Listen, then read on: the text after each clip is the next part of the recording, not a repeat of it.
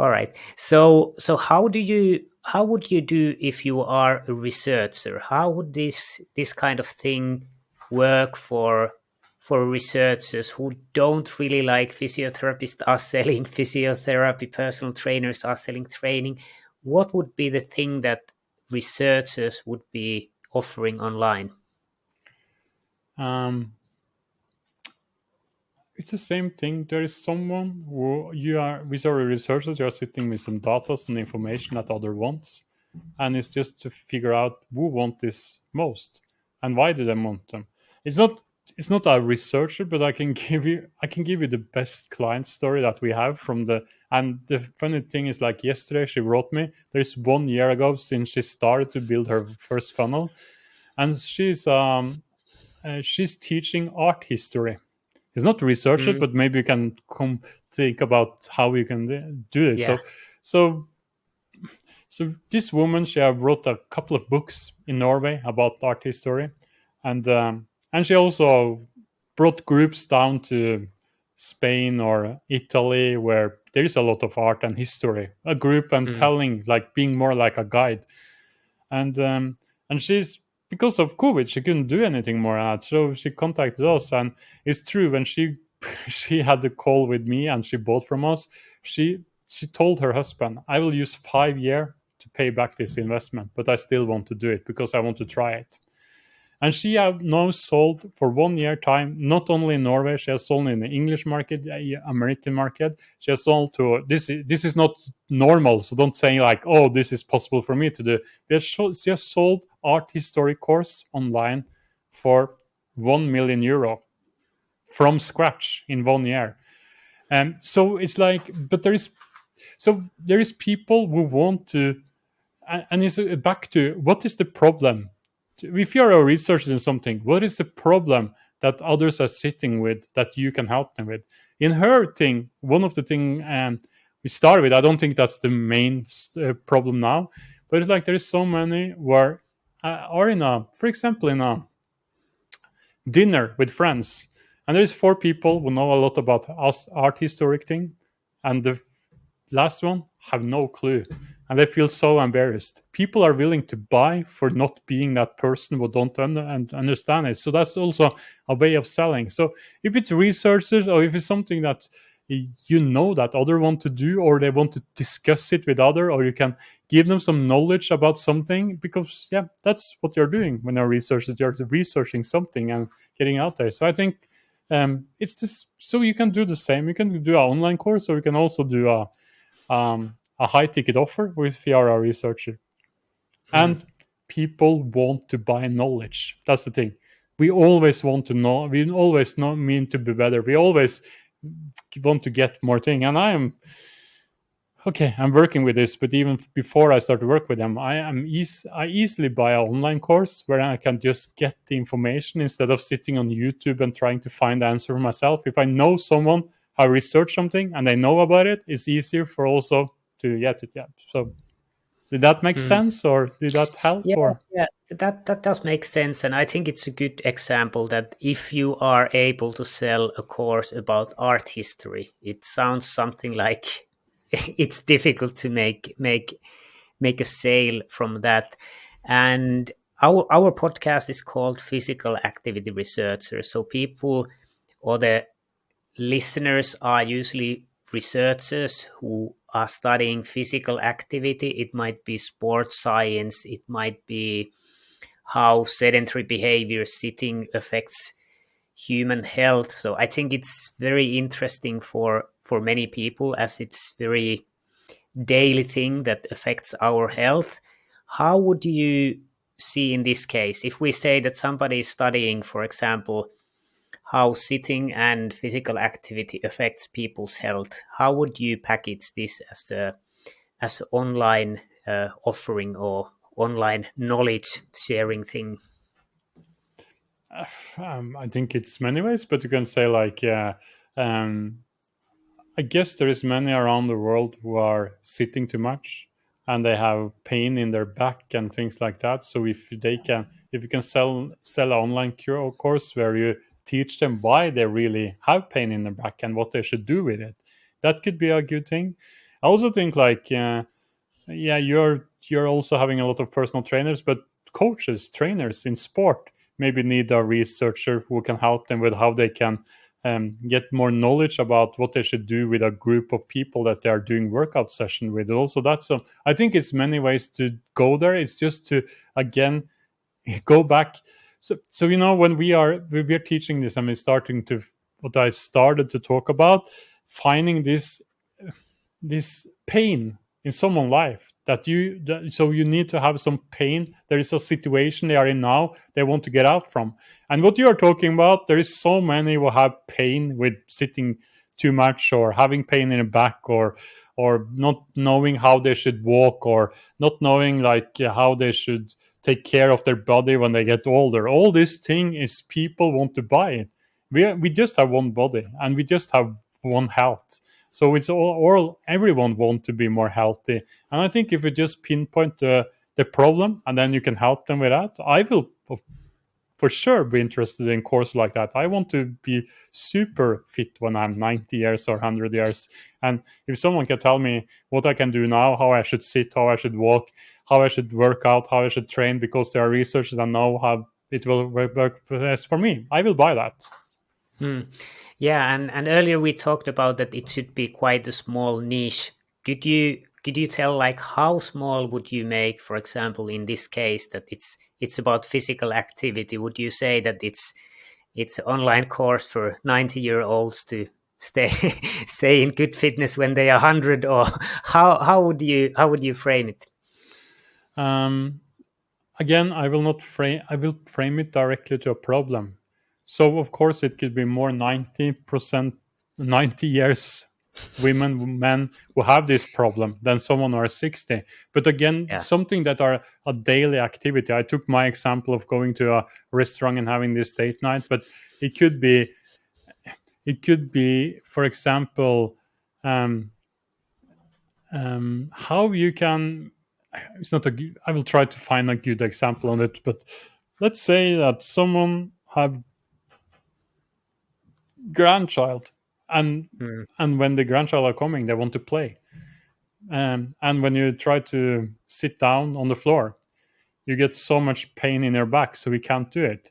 So if you mm, can have that problem, like when you have grandchild, a child, you can't play with them because you have some back problem.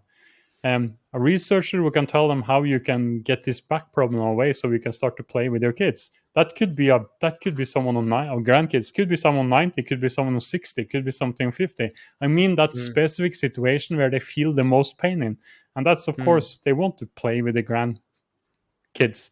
So Yeah. I think like, don't think about age, don't think about geographical, think about the situation that they feel the pain in first, and that's the niche. It's not like, Mm, and of course, if you have place where more 90-year people get this problem than 40 years, it will be more 90 years for all of you. But think about the problem they are facing in their daily life and where it comes. And also, it's not what you're talking about, but typically I have many leadership coaches, and they're like, I just want to help people to be better the leader. And I said, yeah, but mm, what is the problem they have?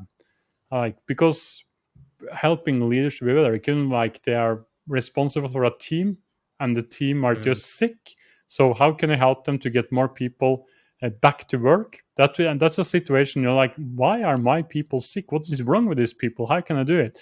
It could be like you're going into a leadership meeting, and you go out from the leadership meeting and you're totally out of energy. Like you feel like, oh, I went into this leadership meeting with a vision, with a plan. I was going to be interactive, but someone just took my energy, and now I'm dead. I just want to resign. That's when they go out from the door and they feel this thing. So that's the problem you're going to face in your marketing. So it's all about to find this daily situation where you feel the most pain in, and that mm. need to be specific.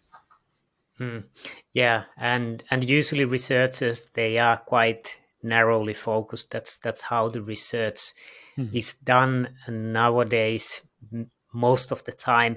How would you say for the researchers who are doing more kind of basic research, for example, somebody studying one hormone or somebody studying a certain molecule, how can you How can you popularize that? Who would be interested on one molecule? Oh, I think there's many people who are interested to just learn things, and maybe they want to learn more about the body, so we can attract them. Where again, you need to find that problem. But if you feel like you know everything about the body and you want to go deeper, you want to know something that no one else know. I think it's the same thing. There is, but that could be more like a little bit like I talked about art history. There need to be an interest for it. So we need to find these people who are interested to know more about this specific thing that they know about the body. But I promise you, there are people who will buy it. 100% sure.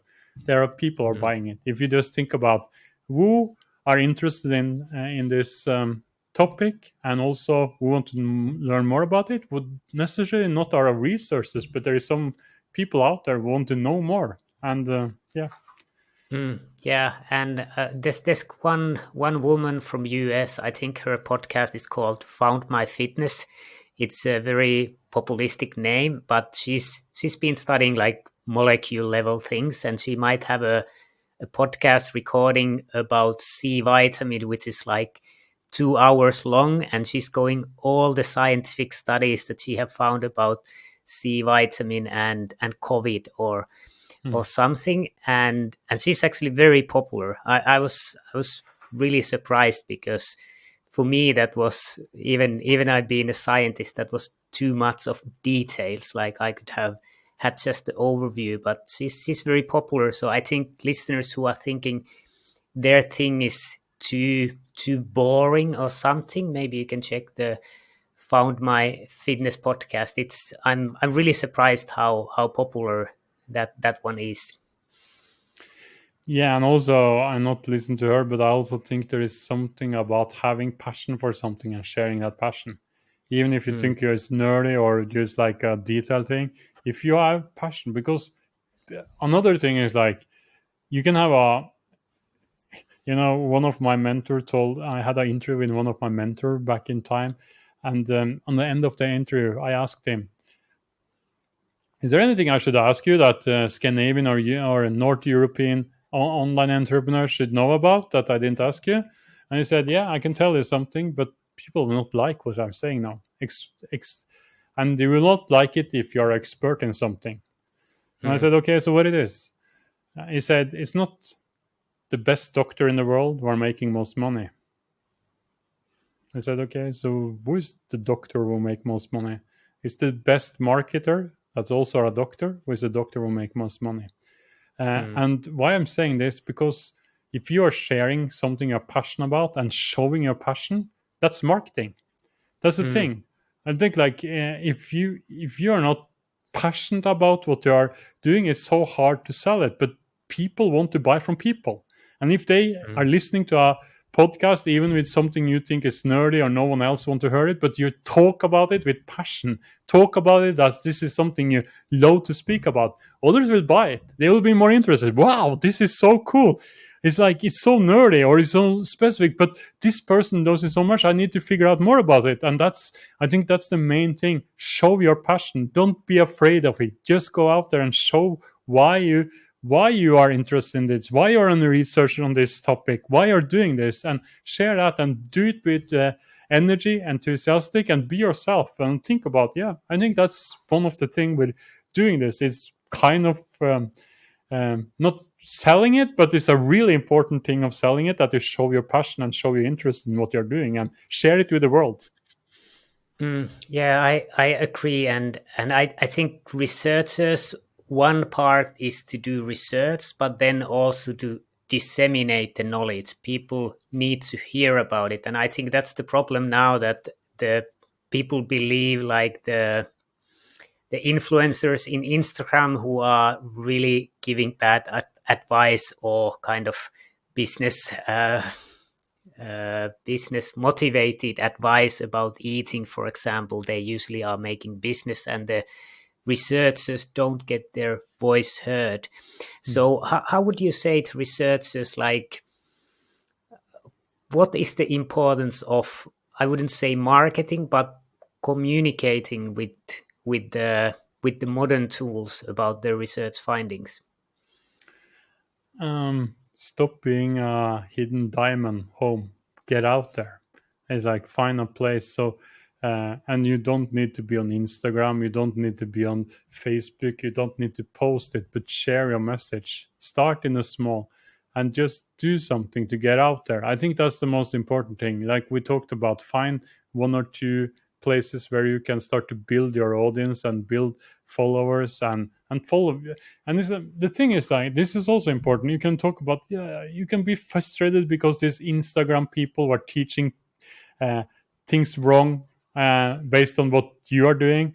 You can be frustrated with them, but the thing is, like, there is people want to hear you, and you Mm-hmm. can't get the voice out there with sitting just home. You need to get out there in the world, and this world is this online world. If you like it or not, it's up to you. But the truth is, we are more and more on social media. We are more and more on the internet. So get your voice out there. Start to do something, and it's like one story from my life. I had a client that didn't like that I was I was coaching from a beanbag because I'm quite laid back when I'm working. I like to just be myself. And when I got this, she canceled the contract and she didn't want to work with me. And I'm going in a t-shirt all the time. I'm not like going corporate style. And I know people doesn't like it, and that's Mm-hmm. okay. But if people will like my style, they will like it more. So I had this conversation with myself after I lost a client because of the beanbag. Um, so I started to front it like I am. I've been called the beanbag coach because I have this funny thing about it.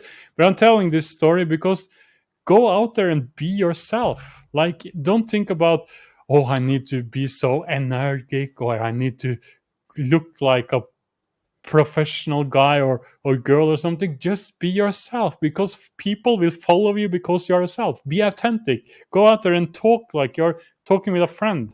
Don't be so afraid if you're starting to do videos or doing things on social media or whatever. Just do it your own way and think about Mm-hmm. it.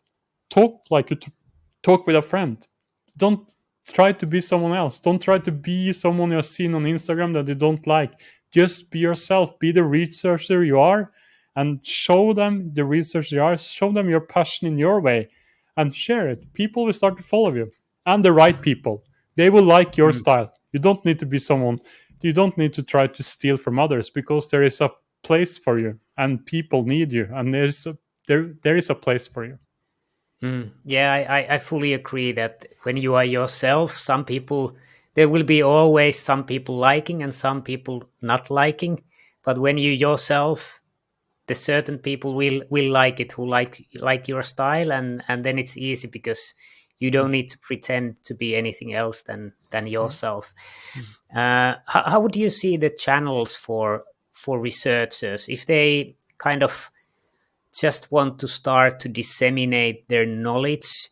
What would be your three suggestions for channels? What would work best for researchers?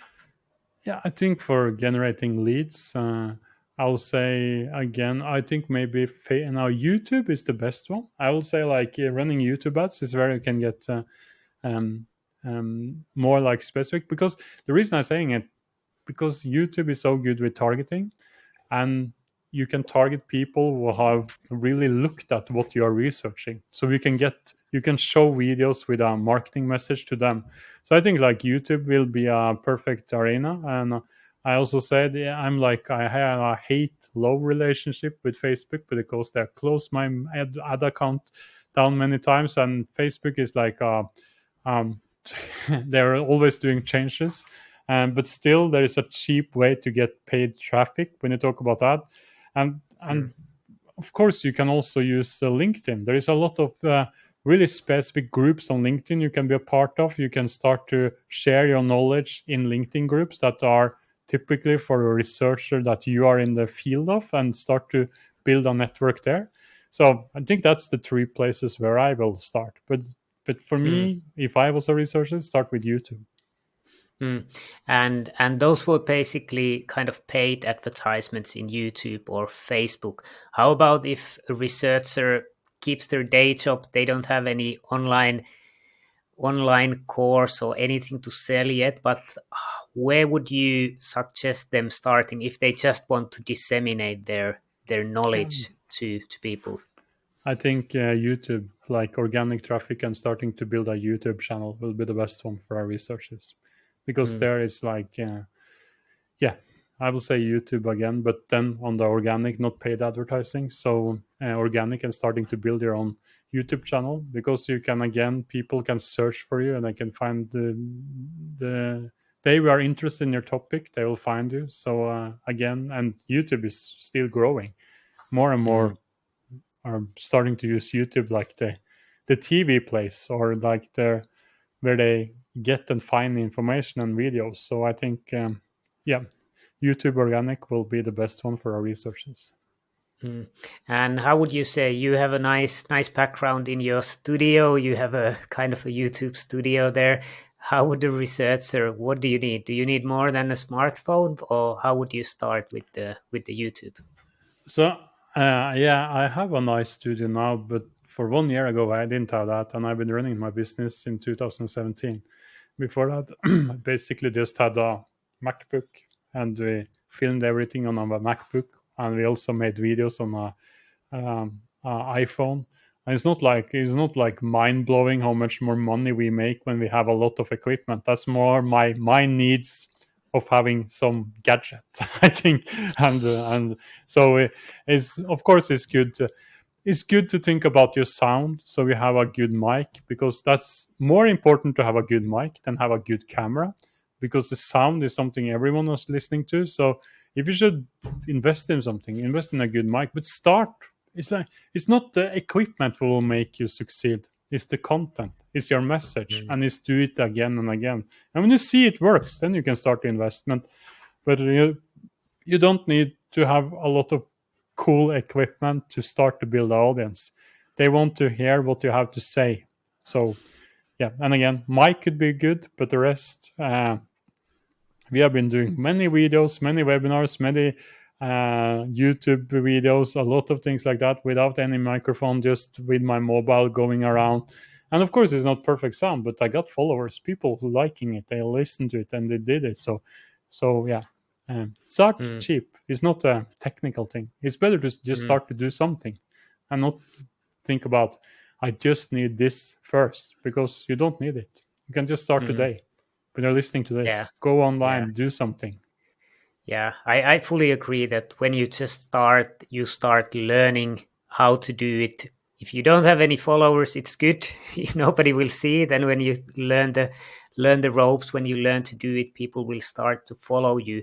How would you say about the format in YouTube? You can make very short videos, you can make longer ones, you could make lectures with the PowerPoint, or how would you recommend researchers to do? I know there's many ways and many ways can succeed, but what would be your advice?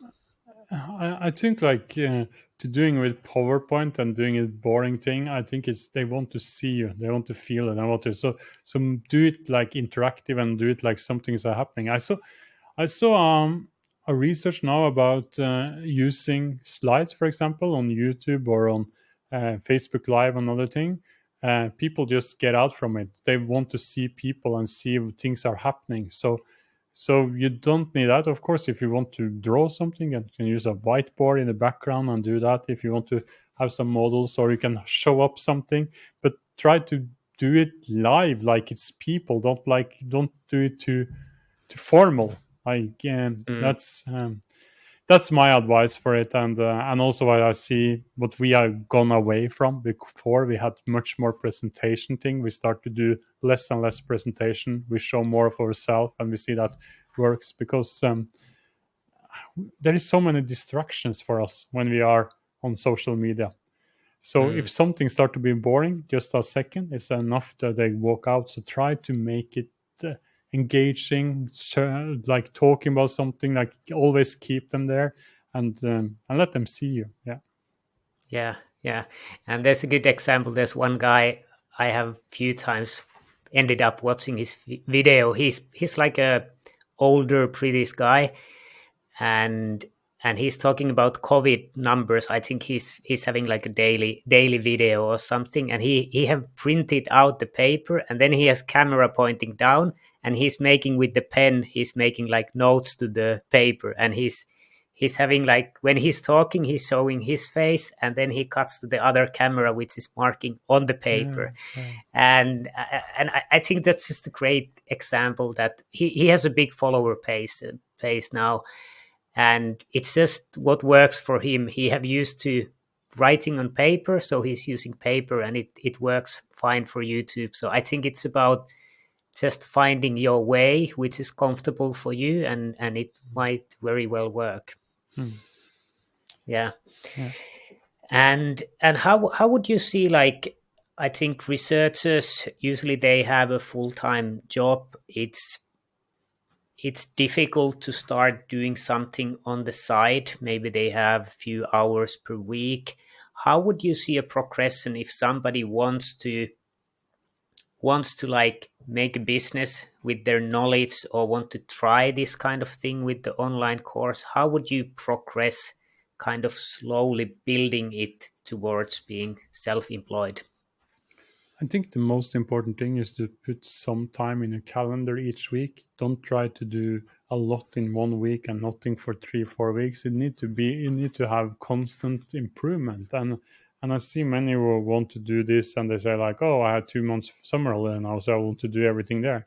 But it's more about consistently. Like even if it's like, yeah, you said if they just have 5 hours per week or 4 hours or 8 hours, just put in a calendar. I want to work with this for 8 10 or 3 hours. And also be realistic about how many hours you put in and what result you want out, because again, I think one of the biggest problem we have is like we are expecting super result with no effort, and you need to have some effort to get result. So Mm, build it step by step, and I said it before, just do something all the time and not give up if something are not going the right way. If you have wrote a blog or sent out an email or made a Facebook live or did a podcast and you just screw it up, just continue. And we have in Norway we have Magnus Carlsen, who is the world best chess player, and he has a quote that I really love. Someone mm, asked him, "What do you do when you lose a chess match?" He said, "I need to play again because the normal is to win." And this is something I mm, brought with in my life. If I do something, if I do a mistake, it's like that's not normal, so I need to do it again. I can't just give up because something didn't work, because it will work for you. You can build up a really good online business and selling a knowledge, but it's not done in 1 week or 3 weeks, and it takes some time, and you just need to do it. But when you have it, like I'm doing this because I have the freedom to work from whatever place I can and have the freedom to do things I love to do, and don't have to things like I need to go to office all the time. So if that's your dream, start with a small thing, but do it day by or weekly by weekly, the hours you have, and just continue. Take one step, and then take the next step, and then take the next step, and then take the next step. Sometimes something doesn't work, but just continue. It will work for you if you just continue. Don't give up. mm. Yeah, I agree. I think it's a long game, and it kind of builds up gradually. Like, I think we published just our 200th episode in the podcast, and it's been kind of slowly growing, and now quite many people know it.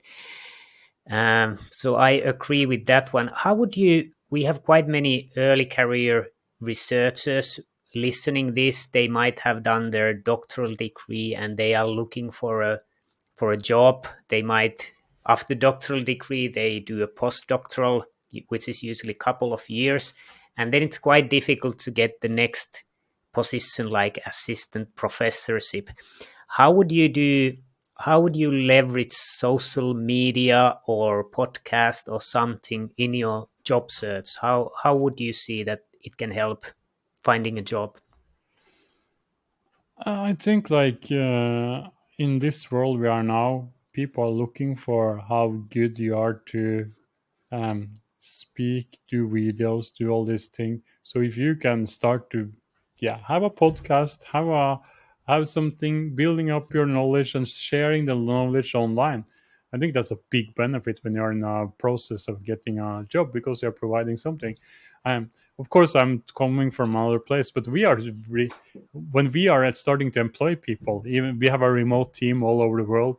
When we are our first criteria, they need to send us a 5 minutes video, and if they don't send that, they're out. Like, and that's the Mm. first. Of course, we are working with this, but that doesn't mean that all of our employees need to make videos. But we are doing everything online, so if they don't can make a video, they are out. So also think about, if you just start to train yourself to do more videos, having a video uh, in the CV, or in the when you're sending the job description, or no, the search or the applyment for the job, when you're sending that into them, if you just have a video there, I think it's, and you show also a portfolio on what you've done, I think that's a big step to get in front of many of the other ones not are doing that. So just that could be, even if you don't want to make an online course, you can start to do that in social media, and you will have a benefit that no one else are doing. And just do it. It's like, if we go back, and so I had a client for me. I was terrible in front of a camera for like 7 8 years ago. I was terrible on a stage. I was terrible with all these things. And I put up some videos on YouTube. I'm so embarrassed when I see them today, but I did it. And that's why I'm here today, because I did it. Mm. I was so, even if you think that no one are worse than me on video, yeah, there is. And I can promise you, if you see one of my videos, you think like, wow, is this guy the same guy? Because I've just done it again and again and again. So just start to do it, and don't. And even my first video, I get some customer client from. Even the worst Mm. video that I made, someone think it was inspiring and they get something out from. So that's also a point. Mm. Yeah, I fully agree. I think everything is about practice. We nobody is good presenter when they are born. We just learn on things. And for example, I wanted to learn to make more videos. I started the daily vlog now, and I don't have much time, so I made a rule that there's only one take, and I don't plan them for long. It's like the Twitter length, that it's maximum of 2 minutes 20 seconds. But even if I black out totally in the middle of the video, I will post it. So kind of pressure that I don't have time to take retakes, so I just press record, and whatever goes, I publish it. So I love it. Great it's job. been interesting. Yeah, it's been Yeah. interesting, and kind of being being all right, screwing up, Mm, and yeah, I think it's a good practice, because it's so important to be comfortable with the microphone, with the camera, giving mm, presentation. That's how you show who you are and show your expertise. So I think it's a really good way mm, of practicing. And yeah, I think we have covered quite a lot of nice things. And do you have anything you would like to add in the discussion? You're just gonna repeat it, but just start to do something. Like, Mm. please do it for yourself. Don't sit there and be afraid of that. I want to say something. The worst thing can happen if you post something on Facebook, YouTube, or you post out a blog, or you do a podcast. The worst thing can happen is that no one listen to it. That's the worst thing. So some of are thinking like, I get embarrassed if I do this because I'm so bad, and then all the world will see it. There is no one will want to see something or listen to something that are not good. So just Mm. get out there and start to do it, and set a plan and do something every week, or something, some small thing to just build up your audience on what you are expert in, and you will get there, like step by step. It's this compound effect, like from day one to, or from week one to week two, there's the same progress that you have from week 100, or you say you have 200 episode now and the 201. It's like it grows the same percentage, all of them, but it looks so much better. So start with Mm. something and just keep on doing it, and don't think too much. Don't think like I need to know so much. Just go and do it, and you will get all the places out there. Like, too many people are thinking too much, and they're Mm. thinking through their life, and they're thinking like, I have so much to do. But the problem is, like, we're thinking about things we should have done, we are not doing. So if you are listening to this and you want to start, online business, selling on knowledge online, or you just want to get your first job, start to do some videos, start to do something with it, and just do it consistently. Start with, yeah, that's bad. If Mm. that's the only message they get, I think that will be the best thing for this audience. Start to do something and just continue with it. Yeah, I like the message. And you have the company Awesome. Would you like to tell who is it for and what do you do exactly? Yeah, so we are helping online entrepreneurs who have some knowledge, like you are talking about here, researchers or personal trainers. That's two of the groups that we are working with, and we help them with creating a product. We help them with reaching their audience. We help them with defining their niche, like we talked about. We help them with yeah. So we have programs that we teach or help or work like a mentor over 3-4 months. We also have for others who want to take the next step. We are more like, how do you get this to be a really business who can grow out of it? So yeah, but that's what we're doing. So we are helping to building the online course or the high ticket offer and get your first client. Hmm. And maybe good to spell in the podcast the name. So it's AWESM. I guess Yeah, it's pronounced awesome, right? yeah, playing a Yeah. little bit with names. So yeah, Yeah, no, that's a good one. That has been kind of free. It's not easy to invent a name that hasn't been taken. yeah. So if people are interested of this, where do you want to direct? Is it web address or social They can media? go Or to